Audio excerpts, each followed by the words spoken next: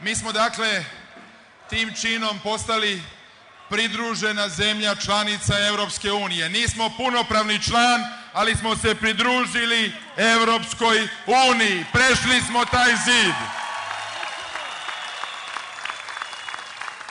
To je važan istorijski događaj.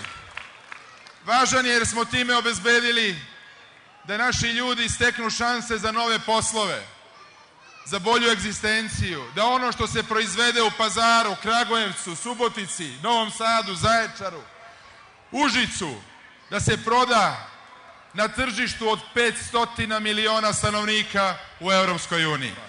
Kada kažem Evropska unija, ne mislim pre svega na Evropljane, mislim na ljude koji žive u Srbiji. Kada kažem Evropska unija, mislim na radna mesta.